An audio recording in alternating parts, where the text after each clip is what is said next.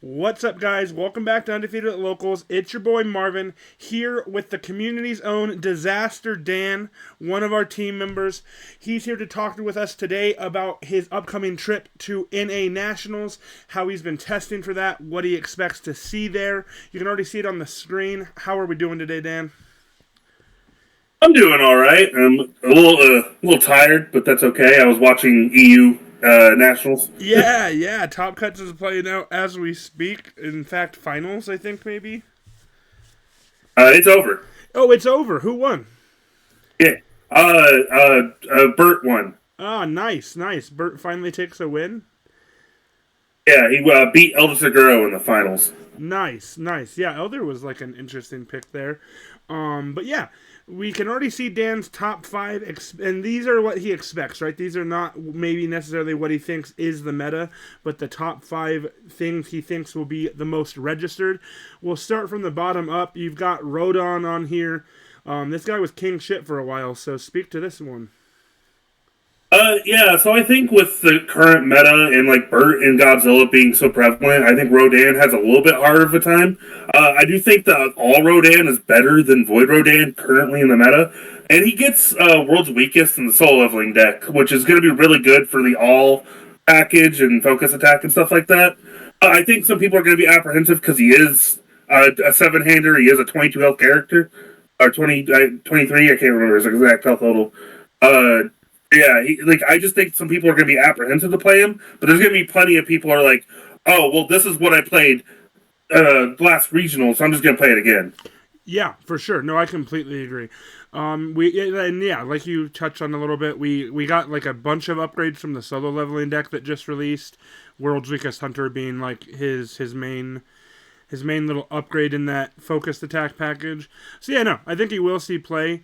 I'm not like you and I have both discussed this a lot, like off the screen, that we're not like very big believers in what this guy can like output in certain matchups now. He likely just gets like soloed by Bert 2 if we don't kill him immediately.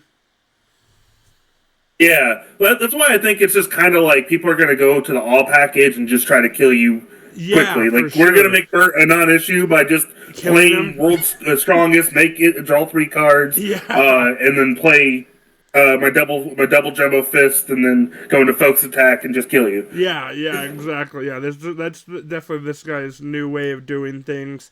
Yeah, no, Rodon makes a lot of sense. I think a lot of people will register this guy, so be prepared for that. Next up, we've got the main character syndrome of the format, Izuku Midoriya, Dark Deku. Yeah, let's talk about this one for a bit. This guy has already seen quite a bit of play. We have not seen him like really top cut an event too much, but definitely seen him as one of the top registered deck lists of most of these events. Yeah, so I think this is in the same aura of like when MHA started. Bakugo was like the most represented character in a lot of regionals because Yeah, he was popular. People liked playing him, and more importantly, he was a starter deck that had most of his cards in the deck with it. And so Deku has most of his tools already with him, and then the only things you really need, especially if you're just going for like a one punch package, you need one secret rare and maybe cheerleader yeah, and stuff like that, stuff that yeah, make your stuff harder to deal with. But yeah, so I think that like because he's a starter deck and you get everything in the deck that you want to play with this dude, you get your Fajin, you get all the vestiges and stuff like that. That people will just like buy two decks, buy a couple of cards, and say, "Hey, I'm running this character because I like this character. It's Deku. He's the main character of my hero." yeah. No, I completely And agree. yeah, Yeah, everybody like we've already seen a lot of people that want to like go back to My Hero Academia, right? So like this deck is like a really good way to like feel like you're playing the same card game again. Once again, main character syndrome. The main character will always see a ton of play, especially at the beginning of a format. And he's like pretty viable, right? Front side -3 speed on all of your moves is like really good. And then you mentioned backside is like a one punch man. If you don't have an answer to it, catch this 40 mid for 40. Also very yeah. I mean, like, solid. yeah, go ahead. Oh no, you go. What I was gonna say was like, yeah. So like, the big thing with this character is you can just play. You're gonna catch people off guard with the one punch. Some people aren't gonna be prepared for it. You're just gonna go gentle theft flash move, make it 25 damage, and then it's just gonna kill somebody. Yeah, most definitely. And you can do it like pretty early, right? Like this guy has like so many symbols that are like really good at building. We've got the life symbol, we've got water, we've got void. All three of these symbols can like really just outbuild your rival in a pretty impactful way. I've seen Deku launch to 15 foundations by turn 2, turn 3, turn his whole board sideways, and like if you haven't found your answer by then, you're just dead. So yeah, no, I'm definitely in agreement there. We will see this guy a ton. Next up, we already talked about this guy. Apparently, he's won your EU Nationals. Bertolt Living Weapon. This guy kind of speaks for himself, but let's hear what our own Disaster Dan thinks about this guy. Yeah, so this is the boogeyman of the format. This is the character everybody's like afraid of because he does kind of have this inevitability of he's really good on the front side for a long time, and if you try to play a long game with him, he has like an on face answer to playing the long game, which is pull you up, Godzilla you, and then just Yeah. kill you on the backside. uh, Also, like he's like a death character that can utilize combined firepower. It's very well currently because he still has like seal consciousness and with you and stuff like that. So he has like ways to kill you on the front side. And actually, we were just watching the guy who won the EU Nationals do that exact thing, where he was just going against Godzilla's for 34 health and just doing 34 on the front side. So it's very possible this character can kill you on both sides. On top of the fact that like he also has Feral Shriek, he has Wish Hard, he has Battle Aura. Like he has so many cards to draw him that like draw him cards that being a 5-hander doesn't feel like like a detriment to him. And he also has like something like Colossus Swat where he can trick you into the build 9 and just put you down to 3 before his next turn. We Uh, love I swatting don't think people he's on as turn 2. scary as like everybody thinks he is, but I do think he is going to be a big threat that people need to be aware of. Yeah, most definitely. I completely agree. Like even more so after the EU Nationals, these guys like really put up like kind of a crazy deck list that you touched on a little bit. Not only the guy that won the finals, but the one or two other Berts that we saw get streamed during Swiss were trying to do the same thing of like not really relying on their backside of the character, but just absolutely murdering you on the front side. It's not something that we've seen a lot here in the States. We saw a couple people try it, but honestly, to like very little or no success at all. But that's because we weren't going all in on things like combined firepower, like you mentioned. And the EU has definitely shown that that is a very possible and pretty effective strategy for this guy. And even more so, once you hit the backside, you're just dead anyway, right? Like if we do flip, your opponent's likely just going to eat 15 attacks. Yeah, like I said, it's like a big inevitability because like he's an aggro character that also has a long game plan of when he gets the 9. He doesn't like. I think the big thing is people want to turbo flip on him, but really you can just play the game, and then once you get the 9 foundations, you just kind of say, all right, well, you have a turn to win on 3 foundations, or I just beat you. Yeah, absolutely agreed. Next up, a guy that will never be at 9 foundations, we've got Mimic. Mimic is your second pick for most registered at Nationals, and I think the entire world has agreed with you. Speak your mind about Mimic. Yeah, so really, it could have been a toss up between this and Zilla because they're both very good decks right now. But the thing about Mimic to me is that I feel like Mimic has the issue of you need to do a lot of reps of Mimic before you really like hone down on what Mimic's trying to do. And so I think that people who are like, oh, this character is really good, and I haven't tested him. I'm just going to pick him up and play him in nationals. I don't think that like they're going to do success. But these people who have been playing Mimic for like 3 months now, they're going to be like, yeah, this is a cakewalk. I think a competent Mimic player can probably beat anybody in a room because he has outs to everything. He's a city rampage deck. He's super aggressive. He can play a longer game. We watched the mimic mill another mimic out in OCE.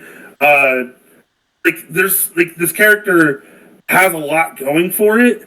I like it has Knots Flask. It has Soup now. Soup is a sitting card for it. But like, yeah, it has a lot going for it. But it just has this thing of I just don't think you could just pick him up and play him.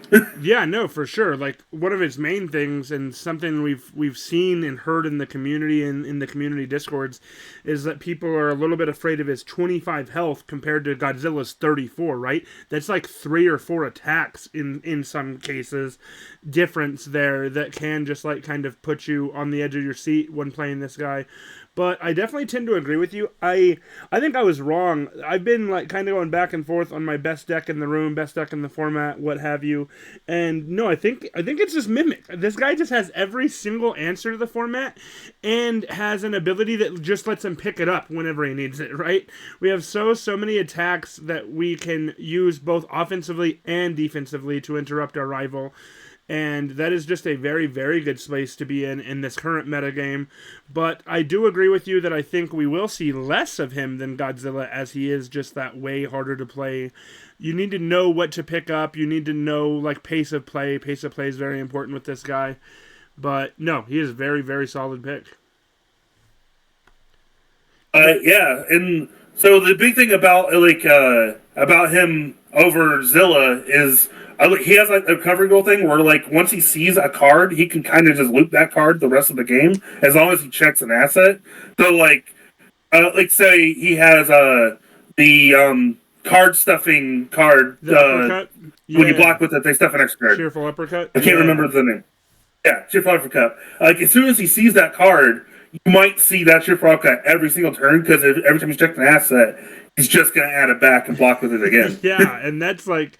Not to say he didn't find a second one in the draw, right? So we may be getting blocked by this card twice in a turn sometimes, and we'll just be completely over. Your turn is just done. He is very, very good at interruption.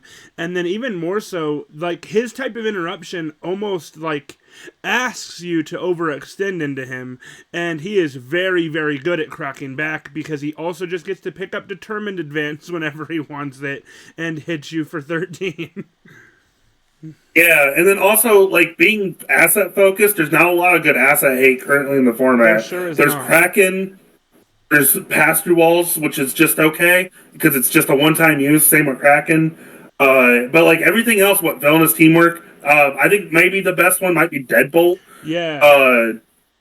But, like, outside of that, there's really not really much asset hate. Like, what's Life doing against this guy? They don't have anything against this dude. No, they get nothing. I completely agree. Like, Deadbolt is, like, a good answer, but, like, really only if we can, like, clear it from our card pool, right? Like, we either have to be, like, somebody like Pony, or we also have to be, like, mainboarding Forcing Surrender, so we're not just breaker one-ing our entire turn just to commit 2 of his assets to end up not killing him still.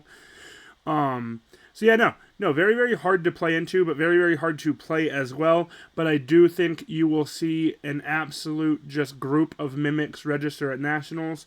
And then King of the Monsters himself, Godzilla. Once again, we've seen this guy win so many events. But what are your thoughts on the King of the Monsters? Yeah, so there's a few things that go into why I think Zilla's going to be the most represented. One, he's just a generically good character. Chaos is very strong right now. He's a star deck character. He's very easy to obtain. His stuff might not be as easy to obtain. He's very popular. And the other thing I will say is that I don't think you need to have a full power Zilla to win games. I played in the Webcam Warrior game tournament where I had 2 Kraken and I had 2 Determined, but then I was playing like Jaw Titan attacks and Destructive Slam and stuff like that in my deck, and I still went 3-1-1. I still bubbled on that event, and I had not tested that deck. I had just put it together and was like, well, this is what I got, so this is what I'm going to play. So my thing about Zilla is that, like, if you don't have Determined Advance, if you don't have Kraken, I don't think those stop you from playing the character, because the thing about this format is if you draw Rampage and 4 attacks, you're gonna kill anything. yeah, no, 100%. And like we've seen like a million different ways this guy's being played, right? We've seen Bill. Bill has been recently known for his like all 6 checks, all 4 4-check tribal attack Godzilla, and he's just trying to kill you with a bunch of knockdown blows. We've seen even people just completely remove Rampage from their deck and just say that his +2 via momentum is fine enough to just kill somebody. Like you said, tons of different attack lineups. So I've already seen success.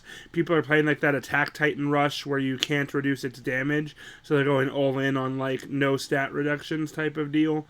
And yeah, no, this guy is truly king of the monsters.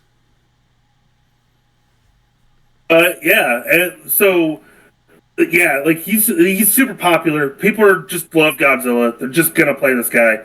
Like if you can't walk into a tournament and think you're not gonna play against one Godzilla, because it's just not true. You're gonna play at least against one. Yeah, no, for sure. He's very popular. He's very, very easy to play, right? You kind of touched on this a bit when we were talking about Mimic. This is probably one of the easiest decks to pick up as a new player because the static alone is super helpful. All of your moves have +3 damage, no matter what. You don't have to care about that.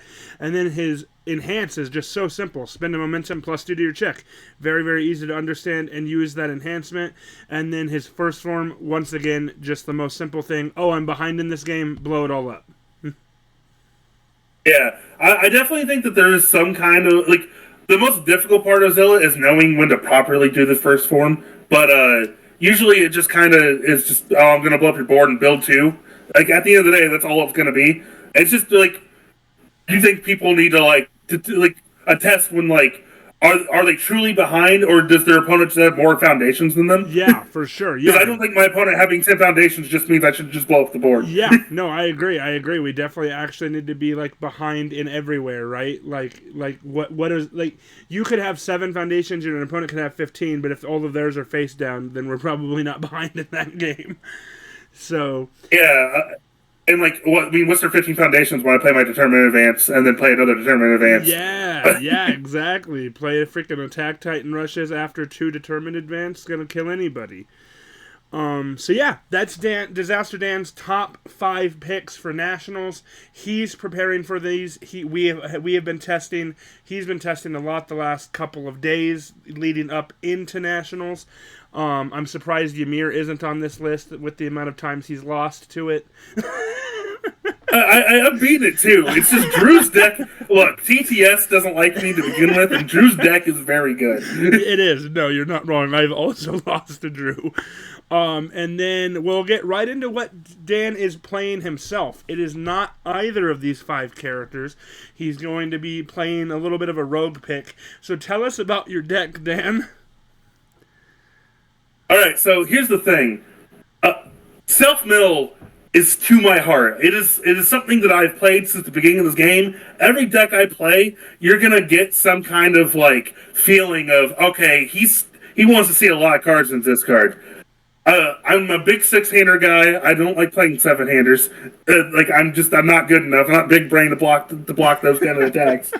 And on top of that, my character has a high health total. He has the fire symbol. The character I'm playing is All Might 2. I've played All Might 2 since the beginning of the game. I love that character, and he's just, it speaks to my heart. I've played him for so long. It's trying to give him one more chance at this Nationals. You've played him since the beginning. Dan, All Might 2 isn't legal.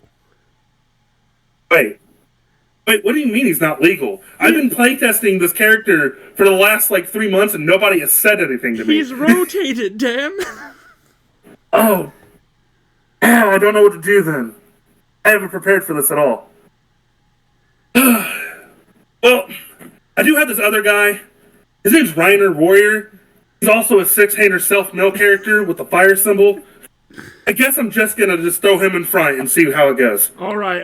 Let's put a deck list together for you then, brother. All right, guys. We got Dan's actual list right here in front of us. I did not put this together. He did, I promise. So yeah, we ripped this right off of UVS Ultra. I kind of organized it a little bit. Dan doesn't know this. I organized it by how many cards we're running in each different little card type here. And we're just gonna kind of go over a quick analysis. So I just want you to kind of just talk about your list. Talk about testing. We don't have to talk about any individual cards. We'll get to that when we get to it. But just how is this guy overall feeling for you in the current meta?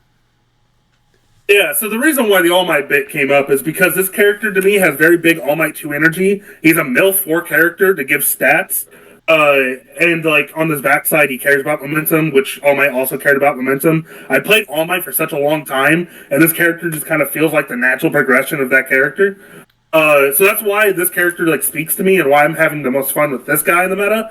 And also, it's beneficial that this character is also kind of like is a solid character. Like he's obviously not like your Zilla or your Mimic, but he does have this thing where he has the Ghidorah kind of defense of I'm a 17 health character, and then I turn back into another 17 health character. So you have to find like when I'm at like 2 health, I'm actually going to absorb 15 damage and go back to 17. Yeah, for Kind of like how sure. Ghidorah is at 10, and he's like, all right, well, if you do not at 10 damage on this move, I'm at 1. Well, actually, I'm just back to 10. So, and he kind of has that same thing. And he gets to play Lethal Slash, which is really cool. My deck is a little, we can talk about it. My deck's a little brave. And then but how the testing's gone, and so I originally wasn't going to play this character. If people know me back in Atlanta, I was really big on NASA. I was really big on this 4-check deck, and I'm going to contribute this to Drew, and I hope he sees this and he says something, because Drew beating me as many times as he has, the many times that he has trashed that deck with this current Ymir deck, has made me not want to play that deck anymore in this format. Yeah, yeah, I can see that. So basically, the beginning of my testing was I want to play my fun decks, and I just had to get beaten so many times with my fun decks that I played an actual deck that can win. Yeah, hell yeah, and this guy definitely can. I've tested myself. Dan, again, we're teammates. I've tested against this deck, against every like iteration of it, and it is definitely just absolutely brutal. We're like we've talked about it. We're not trying to turn 2 in any way, right? Dan has like always been like a turn 3, turn 4 gamer. So let's kind of talk about your attack lineup and how brave you are and how brave our community needs to be to play this deck. You guys can already see it. We've got Lethal Slash, which if you don't know is a 2-check, and we also have Determined Advance, which if you don't know plays on a 6. Yeah, so originally it was like, okay, I wanted to play one deck or the other. It was either play a Lethal Slash deck or play a Determined deck. That was kind of like where I was at. But then after a while, I was like, why don't I just play both? Like, the worst comes to worst, check the 2, and that's very unfortunate. But best comes to best, I don't check the 2, and this deck's awesome. Yeah, yeah, Because Determined Advance gives me access to like Rapid Speed Splash, giving me extra draw in the attack lineup. He's another Fury, so the Grishas, which I'm playing a 2 of, can add this card back to hand when I see it. And just like Determined Advance is like the best poke in the game right now. This 6 diff is the best poke that we can have because it cannot be reduced below printed. So at worst, I start the game with this. I start the game with this guy, and you have to block it on a 6, or you just don't block it. You just take 6. And so yeah, like he's just the best poke. So it's hard to justify not playing him. And then yeah, Lethal Slash is just, in my opinion, one of the best cards in AOT 2. Draw a card on Blitz Speed is just insane. Yeah, I have been screaming from the rooftops about this card since its reveal. I completely agree. And like, yeah, like the 2-check is scary, but this is a 65 card deck that also mills. So my consistency thing with 2-checks is a little different than other decks because while every card I play, there's a chance that 2-checks leave my deck because I keep milling 4, while everybody else is just kind of either hoping they draw it or hoping they don't check it. Yeah, I'm super glad you touched on that because you mentioned Grisha, and like I recently tried to play Grisha in my pony deck, really to just pick up like Lethal Slash, Wish Hard, stuff like that. My deck was very, very ineffective at that because if I could pick it up with Grishas, it's mean I have checked it at some point, which was very, very bad for me, where you just can just mill 4 off the top and grab them whenever you want them. Yeah, and like I'm only playing 2 Grisha, and I went back and forth on this for a while. The issue with Grisha is like you either see it turn 1 or it's bad. In my opinion, like most turns, like you don't want to build this card because they're just either going to swing at it, get advantage off of it, or it's just a dead card in your hand because you don't do anything with it. It's a good blow block, but if you do want it in here because it is an extra little bit of mill for your character to get an extra stat on it. I don't think this card needs to be a 4 of. I think it's a great 2 of. Hey, if I see it, it's great. If I don't see it, then oh well. It's not really dead in your hand, yeah. Yeah, yeah. Instead of like on turn 3, I draw the card and the card's just dead because it's not a foundation, so it's not helping me build out to be more defensive. And if I play it, they can attack into it. And people are playing Tetra Terra in this format. People are playing um, other world's weakest Yeah, hunter, yeah. which Draw is three right like off I the play this Grisha. card. They just Yeah, play this, draw 3 cards for hitting your Grisha. Yeah, sure, and then I get to play a second world's weakest against it because I only did 3 damage to it. I can draw 6 cards because I played this card. That sounds terrible. yeah. No, I completely agree. That's a great point. Yeah, no, I like the two of we were recently kind of riffing off of each other back and forth about whether or not we run this at all, but I like where you landed with that. Yeah, the rest of the attack lineup, you mentioned Rapid Speed Slash. You talked about like the spice of that one. We can grab a free momentum, grab a free card. And then everything else, like, you got your Vast Hybrid Chimera Krakens, of course. We're a Chaos deck. We gotta be running the best card in the game. You have Attack Titan's Haymaker. You and I have kind of been like the big proponents of the team of like pushing this card. How are we still feeling about it? I do. It's gonna stay in the deck, particularly because it's a high block. But I have like felt like maybe Besiege might be better in its position.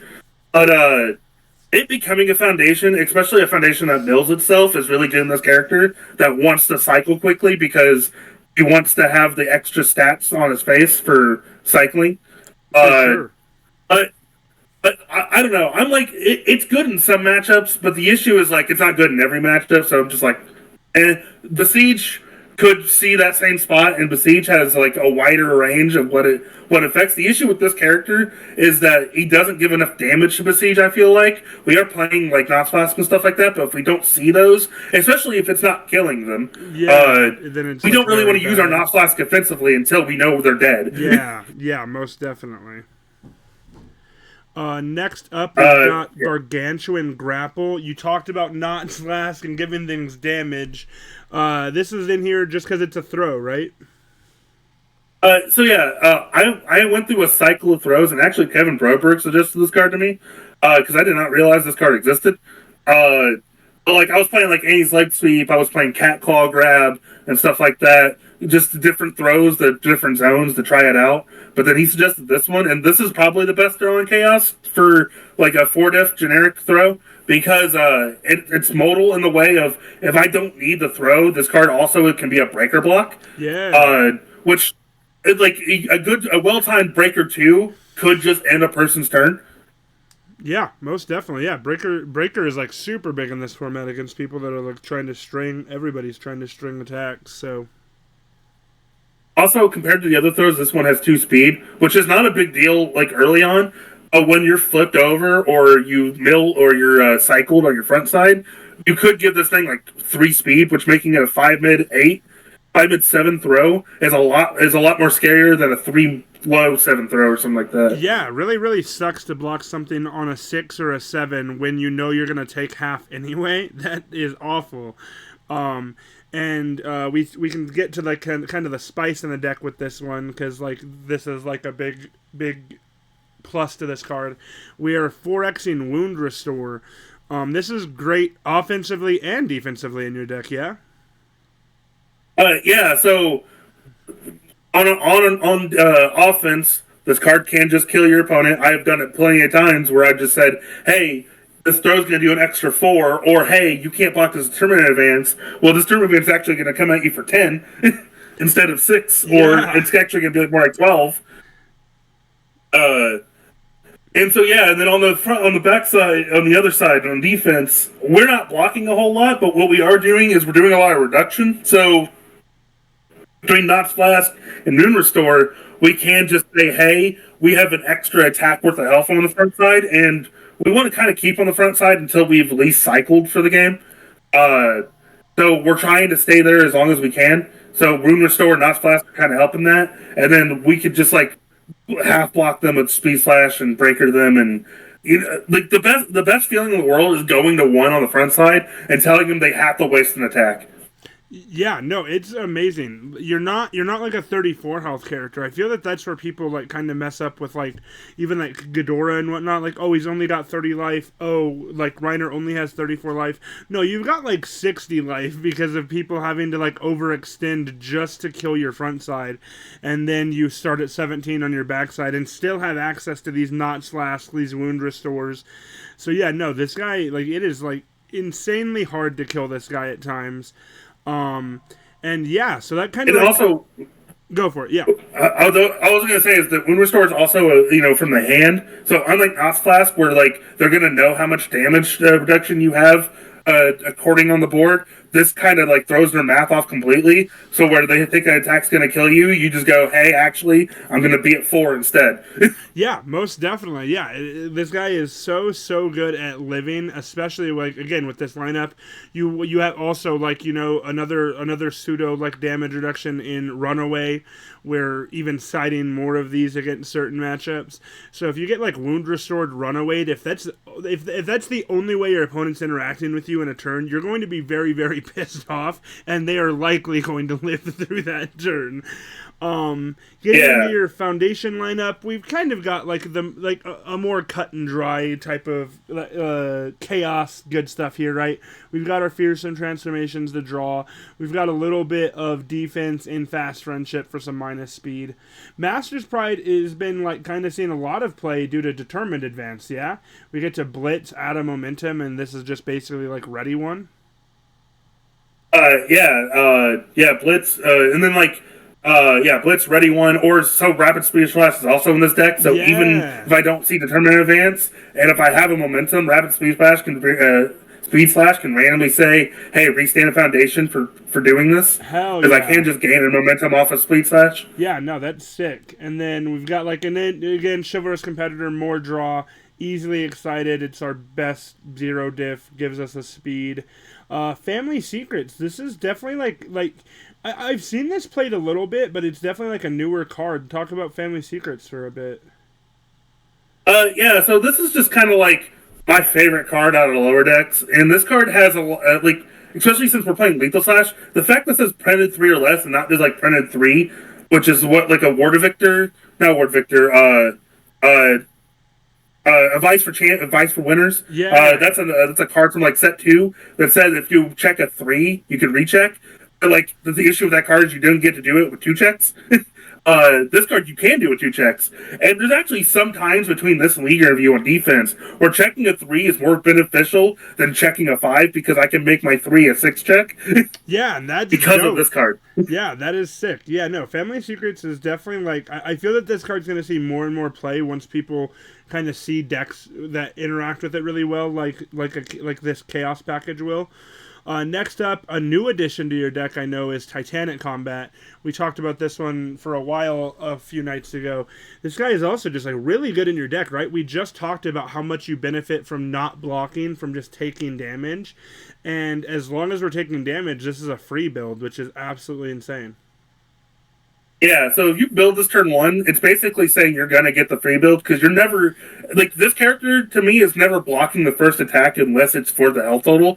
Uh, like if you're throwing a 9 damage move, I'm just gonna take 9, Yeah. uh, and then build a card and stuff like that. Or maybe I take 6 because I have Not Flask on the board or something like that. But I'm never blocking your first move because that's what makes my Moon Restores live to make the math more weird when you start playing your extra turn, extra cards. So Titanic Combat's just a really good thing. Also, it's a little bit more damage. Extra 2 damage, a commit 1 can be a real game changer, especially when like we go like Vast Hybrid Kraken, commit 1 card, Haymaker, stun 2, play use this, stun another one. You've now committed them 4 cards, and then like and those cards are already going to be difficult to block. Yeah, for Uh, sure.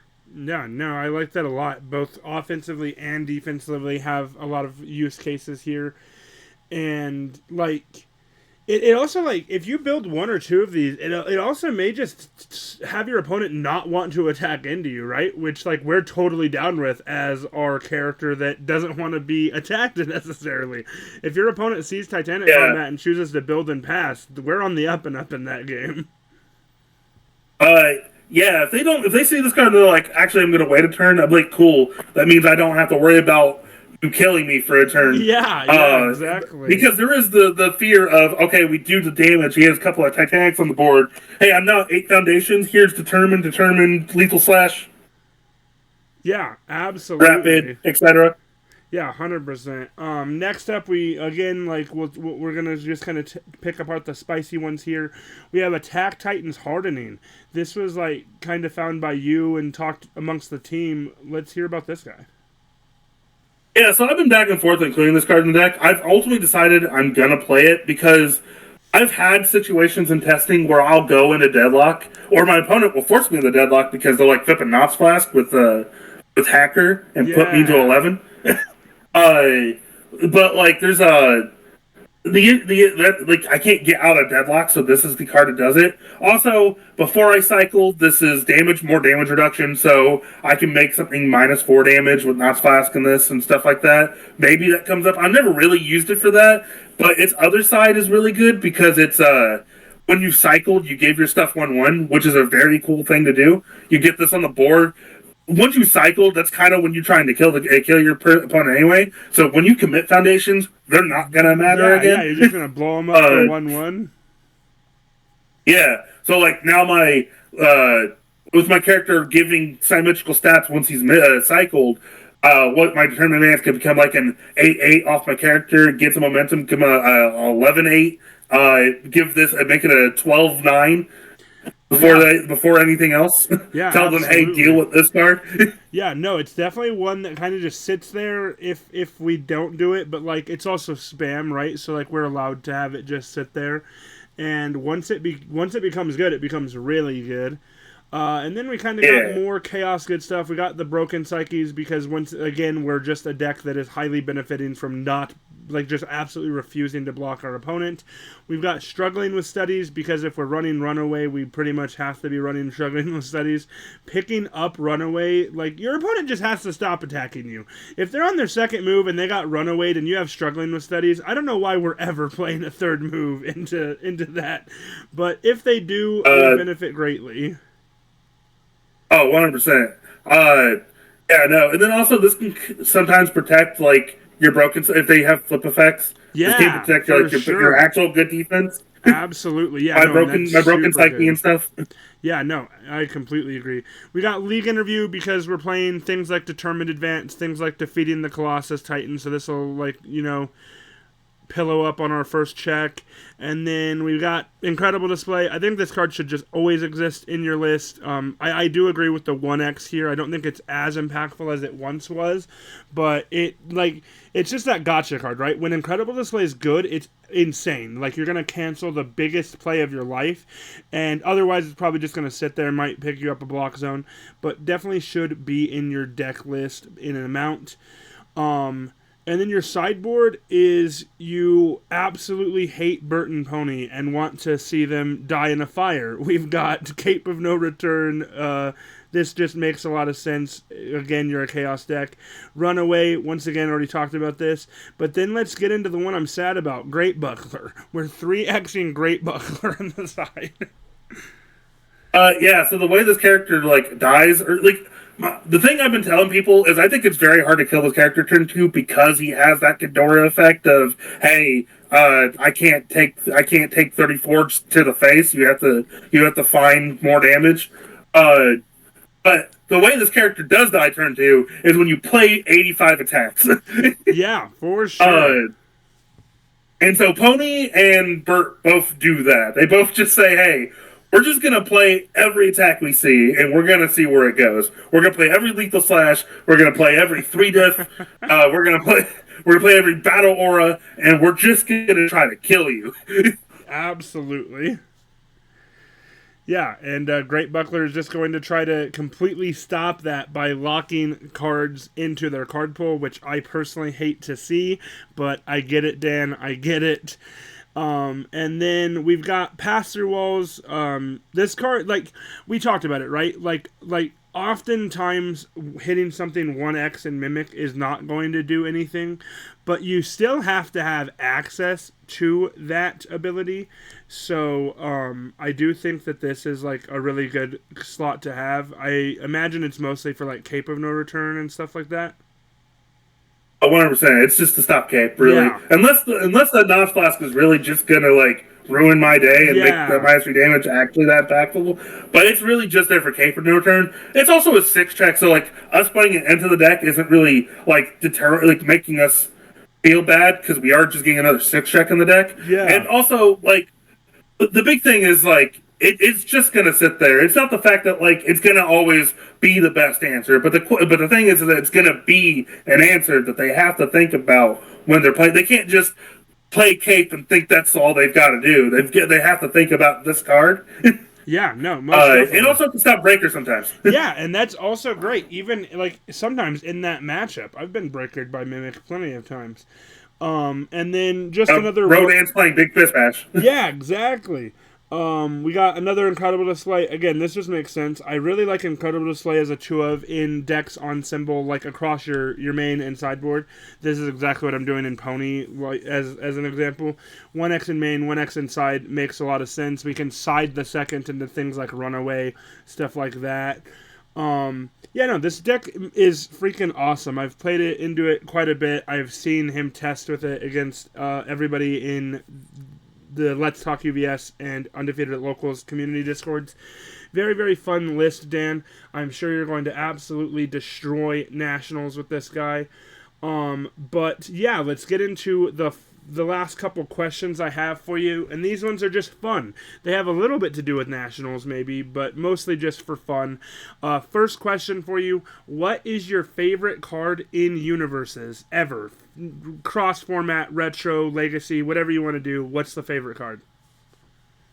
So before we started recording this, I had said one thing, and I'm actually the more I had thought about it, the more I had gone back on it. My favorite card is Tasty Riff. Uh, I like everybody knows I've loved that card since its reveal. I try to make decks with that card all the time. People know my Uabami deck that I had with Command Picture Flock and yeah, with Command Picture Flock and keep on playing Demon Plants to make them all not count towards progressive and stuff like that. But like I'm currently trying out a SoloLeveling deck that's also playing a Tasty Rift build. I love that card. Because like once you get the counters, it does just become like one of the most versatile pieces in an attack package. Yeah, most definitely. Build anything you want, grab anything you want. Yeah, like one hit by that card, every other Taster Riff is building a 2 diff or adding a 2 diff to your hand, which is a very big deal because like 2 diffs are like our best foundations in this game. Yeah, most definitely. Yeah, no, that's a great pick and the most disaster Dan pick ever. We were one of the first times we may have played against each other. I got absolutely destroyed by Tasty Riff Uabami by disrespecting it in game 1 and not learning in game 2 and still disrespecting it. So yeah, no, Tasty Riff makes a lot of sense here. Second and last question that I have for you. We're heading into Nationals. UVS Games has contacted you. You get to ban one card in the format. What's that card going to be? So I thought about this very long because I was like, in my opinion, you can't just hit one card in the format and the cards in the format's fixed. So I was like, all right, what changes things at least the most? And in my opinion, I think banning City Rampage would probably be the most impactful thing, which is a crazy thing for me to say because I play that card basically every chance I get. And so, but in my head, yes, Mimic and Godzilla can play without City Rampage, but taking away City Rampage takes away the easy button that those decks have, so it makes the games less one-sided when they see them. The big funny thing in the game is you draw City Rampage and 4 attacks, you're gonna kill the format. You take away City Rampage, and now we need to play a different game. But like, so I don't think it kills decks by getting rid of that card, but it definitely changes things because they don't just have the that was easy button in their deck. Yeah, no, I completely agree. Yeah, it definitely like makes games less swingy. It's very, very funny because our other teammate that I've recorded a video with, Gizmo, also put that card as his #1 ban if he was allowed to. So I'm very excited to see if our last team member also bans City Rampage. And if that happens, if you're City Rampage gamers, you gotta hope UVS Games isn't watching these videos. There's been a lot of City Rampage hate. Oh, so like, and here's the thing: is I don't even hate City Rampage. I don't think that card is like very good in every deck that's played in. I think that card is very. I think that card is fine. It's the only thing is that like it just makes the turn easier for everything for the decks that are playing it. Yeah, so, like, for sure. And like sometimes, like it's you just said, you just like play it, check only 5s, and kill your opponent with 3 attacks, which is like awful, right? Yeah, but like if it was another attack, you could just be doing that anyway. Yeah. Like if it was 5 attacks and you just check 5s, they're probably dead regardless if it was Syrian Page or not. And we've seen proven decks of like not playing that card and doing fine. It's just it's the easiest thing to hit because it is an easy button. It definitely creates the worst feelings in games where it's like, yeah, I lost because they saw City Rampage and then they played Torment and then they played Determined and then they played yeah, no, like they had plus 18 to their checks every single time. Yeah, it does. It is creating a lot of non-games, so I definitely agree there. But yeah, that is Disaster Dan and his upcoming Nationals experience. I fully expect to see Dan in top 8. We're punching our ticket to Worlds this weekend. Any closing thoughts? Any shout-outs that you want to do, Dan? Well, obviously I'm going to shout out Undefeated Locals. Yo. Shout out to the community in general. I love this community. I love the people that I talk to. I love that I get to talk about my crazy stuff every day. I've been on chats till like 5 a.m. talking to people about the game and stuff like that. Shout outs to Andrew Porat for beating me so many times against my fun decks that it's made me play an actual deck now. This is the first time I've ever played a categorically considered good character in a format. Obviously, like, people will say Inasa was good, but that's because I played him and how good I played it, and people played against it and felt it was good when I played it. But it wasn't like before I like built that deck. People were like, yeah, Inasa was a top 10 character. Or Uwabami. People never think about that character, but when they think about me, they're like, oh yeah, this guy's going to play a sick Uwabami deck and wreck some people's faces, probably bubble, because that's usually what happens. But like, this is the first character I've ever played that is categorically considered, yeah, that's a top 10 character. And that's because a lot of people have like helped me basically construct this deck that I'm going to play at the event. So yeah, it's a shout out to everybody. And then shout out to my channel, Disaster Dan. Yes, guys, yes. You're going to hear about this in every video.